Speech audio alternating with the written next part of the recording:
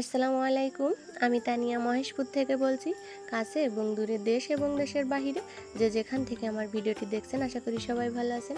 আল্লাহর অশেষ রহমতে আমরাও বেশ ভালো আছি, আলহামদুলিল্লাহ। তানিয়া লাইফ স্টাইলে আরও একটি নতুন ব্লগে সবাইকে জানাই আর একবার স্বাগত। শুরুতে একটা কথা বলি, প্লিজ একটা লাইক দিয়ে আমার ভিডিওটি কন্টিনিউ করবেন। আর যেসব নতুন আপু ও ভাইয়ারা আমার চ্যানেলে আজ নতুন এসেছেন, প্লিজ আমার চ্যানেলটি সাবস্ক্রাইব করে পাশের বেল বাটনটি ওপেন করে রাখবেন। আর যারা অলরেডি কাজটি করে ফেলেছেন তাদেরকে জানাই অসংখ্য ধন্যবাদ। প্রতিদিন একটা কথাই বলি, কেন জানেন? আপনাদের হাতের একটা আঙ্গুলের ছাপ আমার এই ভিডিওটি ইউটিউবে আরও অনেকের কাছে পৌঁছায় দিতে সাহায্য করে এই জন্য। তো যাই হোক, প্রথমেই হাঁসগুলো ছেড়ে দিয়ে খেতে দিয়েছি। আর আজকে হাঁসে কিন্তু 6টা ডিম পেড়েছে।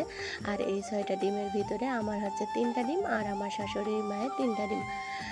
যেহেতু একসঙ্গে হাঁসগুলো রাখা হচ্ছে, তো আমি যখন হাঁস সন্ধ্যাবেলায় উঠাই, তো আমি চেক করে উঠাই যে আমার হাঁসে কয়টা ডিম পাড়বে।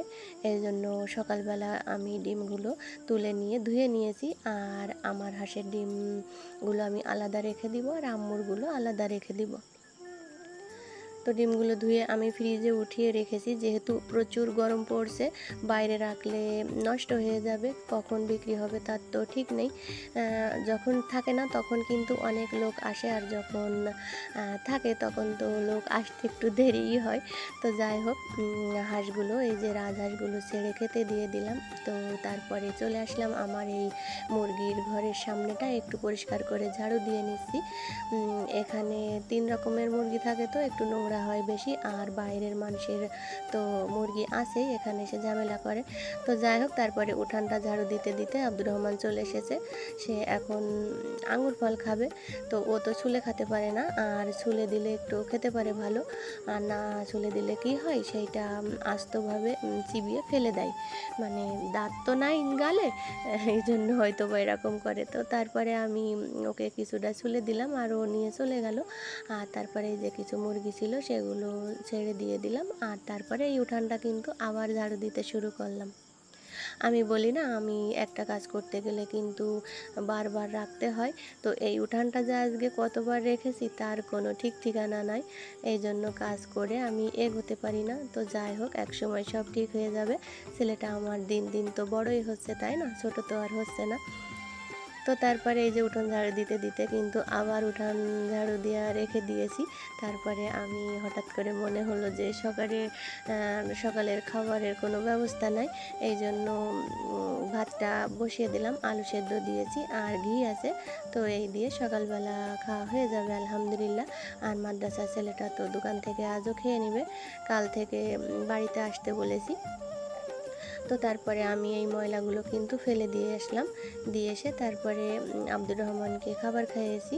আর ভর্তা করে আমি খেয়ে নিব এখন। আর আমার শাশুড়ি আম্মা ননদকেও কিন্তু দিয়ে দিয়েছি। আমাদের তো খাঁটি ঘি একদম, মানে আমার শাশুড়ি আম্মা তো সর তোলে, যেহেতু অনেক দুধ হয়, 30-40 কেজি দুধের সর তো অনেক হয়, বুঝতেই পারছেন। তো সেই ঘি দিয়ে খেতে কিন্তু দারুণই লাগে। আর আশেপাশে আছে, তো সবার তো খাঁটি হয় না। তো আমাদের ঘি আমরা কিন্তু দাম দিয়েও বিক্রি করি অনেক। তো যাই হোক, খাওয়া দাওয়া করার পরে আব্দুর রহমানকে একটু ঘুম পাড়িয়েছি। তো ওকে ঘুম পাড়িয়ে রেখে এই যে আমার শাশুড়ি আম্মারা আজকে আল্লাহ আল্লাহ দিবে, মানে একটা নিয়াত ছিল, তো সেইটা পূরণ করে দিবে। তো 2টা পোলট্রি নিয়ে এসেছে, তো এখানে কাটাকাটি করছিল আর আমিও তখন বাইরে এসেছিলাম। তো ভাবলাম আপনাদের সঙ্গে একটু শেয়ার করি। এত গরম পড়ছে, তো কি বলবো, কিছু কাজ করতে তো ভালোই লাগছে না। আর ছেলেটা নিয়ে অনেক কষ্ট হয়ে যাচ্ছে। তো তারপরে চলে আসলাম ঘরে। আর এই যে নিচেই ঘুম পাড়িয়েছিলাম, এত গরম, বিছানা তো একদম মনে হচ্ছে তল থেকে কেউ মনে হয় আগুন ধরিয়ে জাল করছে। তো ওকে, ও তো বাইরে চলে গেল আর আমি বিছানাগুলো উঠিয়ে নিয়ে এই যে ঘরগুলো আবার পরিষ্কার করে ঝাড়ু দিয়ে নিচ্ছি।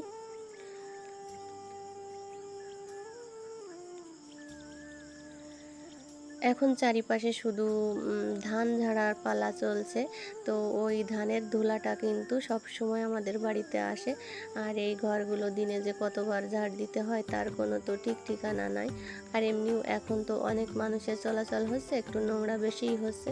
তো যখন সময় পাই তখন হচ্ছে ঝাড়ুটা দিয়ে দিই। আর এদিকে ঘর ঝাড়ু দিতে দিতে আব্দুর রহমান কিন্তু একজনের মানে পাশের বাড়ি চলে গিয়েছিল, তো ওখান থেকে কোলে করে নিয়ে এসে আবার আমি ঘর ঝাড়ু দেওয়া শুরু করলাম। কাজ করতে গেলে আমার শুধু বাধা আর বাধা, মানে একটা কাজ আমি যে একবারে ধরে শেষ করব তো সেটা আর হয় না। তো তারপরে দুপুরে রান্নাবান্না কিন্তু সব কমপ্লিট করে নিয়েছি।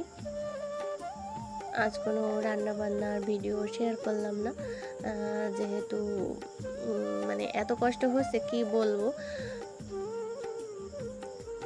তো 4টা রুম আমি ভালো করে তো ঝাড়ু দিয়েই নিয়েছি। আর এখন কিন্তু 2টা রুম মুছে নিলাম, আর এই বারান্দাটা মুছে নেব। আর ওই 2টা এখন আর মুছতে পারবো না।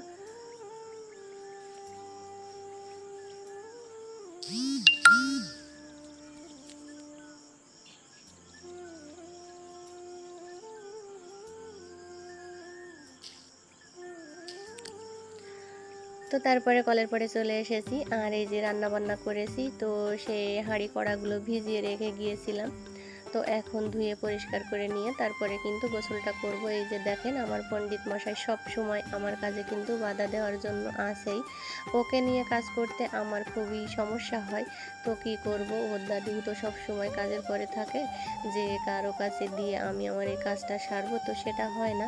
আর ও এমন কোনো দিন নাই যে 5 থেকে 7 বার কি 10 বার ও গোসল করে না। আসলে শুনলে কেউ বিশ্বাস করবেন কি করবেন না জানি না।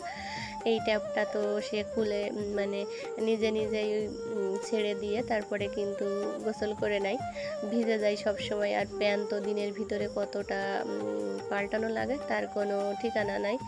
তো যাই হোক, ঘরগুলো মুছেছিলাম, তো সেই মসলিনটা এখন আমি পরিষ্কার করে ধুয়ে এখন ঝুলিয়ে রেখে দিব। দেখলেন কিভাবে প্যান আর পিঠ ধুয়ে নিয়ে চলে গেল।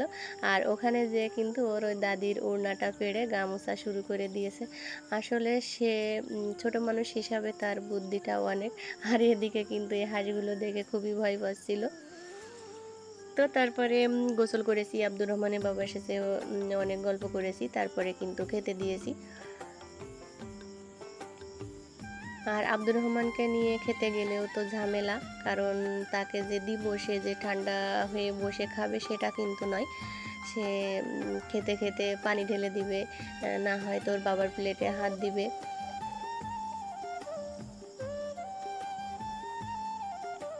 তো ওর বাবাদের এখানে ভাত বেড়ে দিয়ে আমি কিন্তু এই টমেটো আর শসাটা কেটে নিয়ে এসেছি।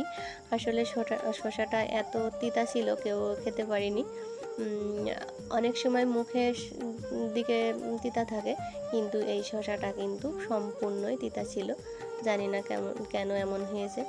তো যাই হোক, আমি এখন টমেটোর সালাদটা মেখে নিয়ে রেখে দিলাম। আর ওদিকে তো আব্দুর রহমানের বাবা খাচ্ছে, আর আমিও মনে করলাম যে খেয়ে নিই, না হয়তো পরে আর সময় পাবো না। আর এত গরম পড়ছে, তো এখানে বসে থাকা তো অসম্ভব ঘরের ভিতরে। তো তারপরে এই দেখেন চলে আসলাম খাওয়া দাওয়া করে কলের পাড়ে। যে থালা বাসনগুলো হলো তো সেগুলো এখন পরিষ্কার করে রেখে দিব। এখন একটু সময় পেয়েছি, আর যখন সময় পাই না তখন তো রেখে দিই, বিকালে করে নিই। আর যখন সময় পাই তখন তো সঙ্গে সঙ্গেই করে রাখার চেষ্টা করি।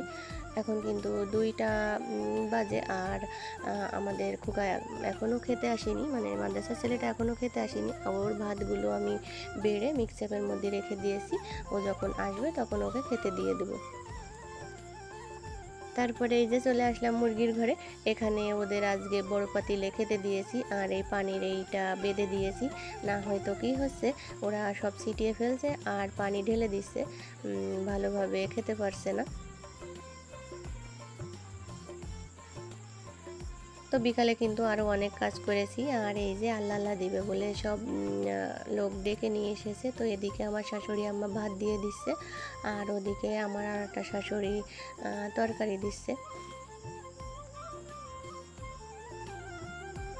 আসলে সবাই তো ধানের কাজ করছে, শুধু আমাদেরই ধান নাই, এই জন্য আমাদের এই ধানের কাজটা করতে হয় না। আর আম্মুরা ধান কিনেছে, তো সেটা মানে লোক নিয়ে হচ্ছে আপনার সেদ্ধ শুকনো করে নেবে। আর আমি মনে করেছিলাম যে ধান কিনবো, তো এই রোদ গরমে ছেলেটাকে নিয়ে পারবো না, এই জন্য চাউল কিনবো। তো তারপরে চলে আসলাম এই যে সন্ধ্যার একটু আগে, এই যে গাছগুলোতে একটু পানি দিয়ে দিচ্ছি। আসলে আল্লাহর উপরের পানির রহমতটা তো অনেক, তাই না? আর সেই রহমতের বৃষ্টি তো আমাদের এখানে নাই, অনেক জায়গায় হচ্ছে, কিন্তু আমাদের ঝিনেদা মহেশপুরে তো কোনো বৃষ্টির নামই নাই। তো ভালো করে সব গাছগাছালিগুলোতে একটু পানি দিয়ে নিচ্ছি। আর এখানে পানি দেওয়ার সময় এত সুন্দর লাগছিল, রৌদ্রু আর পানি দেখতে কিন্তু খুবই ভালো লাগছিল।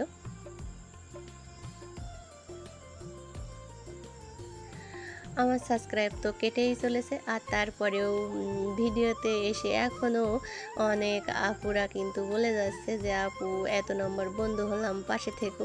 তো এটাই কিন্তু আমার ক্ষতি করছে। তো যাই হোক, কাটতে কাটতে জানি না কত দূরে এগোতে পারবো। তো ওখান থেকে পানি দিয়ে এসে এই যে আমি আমার হাঁসগুলো চেক করে নিয়েছি। তো আলহামদুলিল্লাহ আমার আজকে রাত্রে হাঁসে 4টা ডিম পাড়বে, 5টা হাঁস আমার, একটা মরগ আর 4টা মুরগি। তো আলহামদুলিল্লাহ 4টা হাঁসে ডিম পাড়বে। তো একসঙ্গে খেতে দিলাম, ধান খেতে দিয়েছি। আম্মু ধান দিল, বলছে যে একসঙ্গে খেতে দিয়ে তুলে দাও। তো এরা আসলে উঠতে চায় না কি জন্য, একদিনে ঘরে একদিন ও ঘরে, এইভাবে ওদের কিন্তু দিনটা পার করানো হচ্ছে। তো আমি বললাম আমার হাঁসের ঘরটা একটু বড় আছে আর ফাঁকা আছে, তো ওদের এখানেই রাখা যাক। তারপরে আমার ননদ চলে যাওয়ার পরে আবার আপনি আপনার হাঁসের ঘরে আপনার হাঁসগুলো রেখে দিবেন।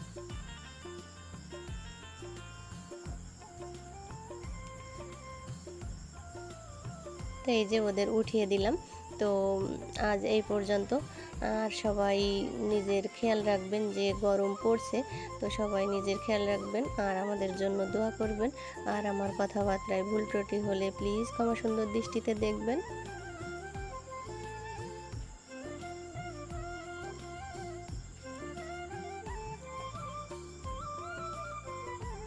তো ভালোভাবে আমি হাঁসের ঘরের দরজাটা দিয়ে দিচ্ছি।